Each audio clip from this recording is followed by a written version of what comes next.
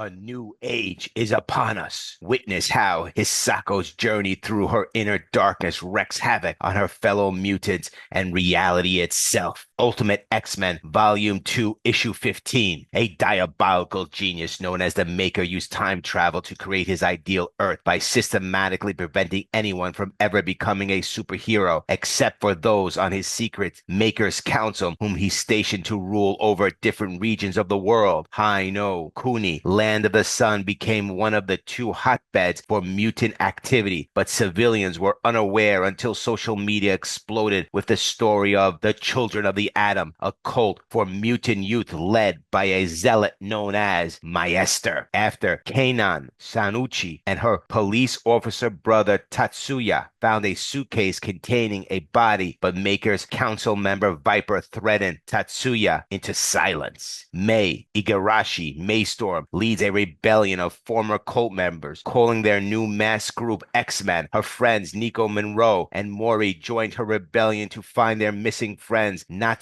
Chukasima, an unwilling member of the cult, and Hisako Ichike, Armor, whose odd connection to cultists Shinobi Kageyami, Shadow King, puts her at the center of the cult's plans. Kanan's brother Tatsuya, who isn't a cop anymore because of the events involving the Children of the Atom and the dead baby found in a suitcase, is having an important meeting with Futaba. It seems she's managed to get her hands on something critical paperwork belonging to the Children of the Atom. He thought he knew everything about the dead body in his suitcase, but apparently the cult is working on something called Project MX, which just so happens to involve the Astral Plane. Maester plans to use it to create what he calls a true home, not just a superior society, but a master race. Futaba knows full well that Tatsuya's sister is Psylocke and that she's already deeply embedded within the church, likely planning a very dangerous rescue mission soon. Even though Futaba has Rogue's hairstyle, it doesn't seem like she actually possesses Rogue's powers. She was once a member of the Children of the Atom religious institution, the mutant cult that experimented on its members on behalf of the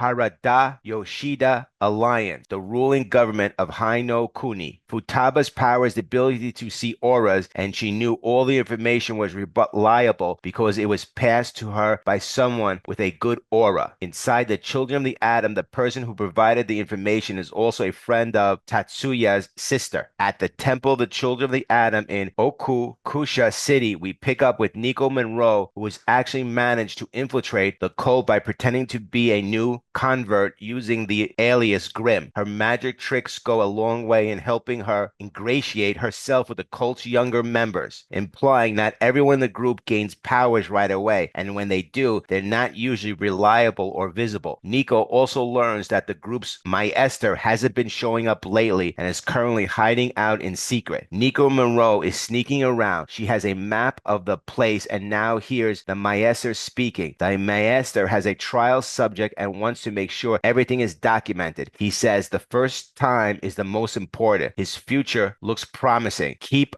an eye on this one. As the Maester goes to speak with the subject, Nico Monroe continues spying, hearing everything he says. Nico Monroe is behind the door as the Maester opens it up. He says, I should check on Kageyami and Hisako as well. Nico Monroe knows that Hisako is here. We go down corridor after corridor, lower and lower into the so-called church, and finally find Kageyami, the Shadow King. Kageyami Shinobi, the Shadow King, is locked in a room wearing the traditional Shadow King hat with many strings and papers extending from his head. Viper asks, what is he doing? Maester replies, a process he calls his sacred initiation. Utter nonsense, of course. The strings and the papers don't actually do anything, but he believes they do, which is good enough for me. As he speaks, he holds a doll with a picture of Hisako on it. Viper says, and this time, you're certain he can't see or hear us. I don't need him slipping into my head like last time, Fujiwara. Maester replies, absolutely, we fixed that problem. The room has contained field. He can't use his powers inside. As long as we give him what he wants, he's happy in there. Viper then asks, you're sure all he wants is Hisako Ichike? Maester says, yes, but we need to find a way to wake her corrupt. He'll only be satisfied with her for so long in that state. All that power flowing out of his Hisako and no ability to harvest it. Such a waste. This room works both ways. Maestor can't hear the Shadow King as he calls out for Akihiro, louder and louder. Akihiro, I must kill Akihiro or they will come. Akihiro is locked to an X-shaped cross. The patient, terrified, please, no, please, I don't want Akihiro. Akihiro claimed to be the first mutant. Little else is known about him, but he became involved with the Children of the Atom, a religious institution that also functioned as a cult, conditioning experiments on young mutants at the behest of Hara Yoshida Alliance, the ruling government of Haino Kuni. He was crucified and his blood was used in experiments by the Children of the Atom to awaken dormant X genes in true mutants and to create artificial ones. Thanks to his mutant healing factor, Akihiro was able to survive despite his condition. Kageyama became convinced that killing Akihiro was necessary for his own safety. Kageyama starts screaming outside the astral plane about his plans to kill Akihiro. Other mutants like Mori actually end up picking up the message. Mori says, it hurts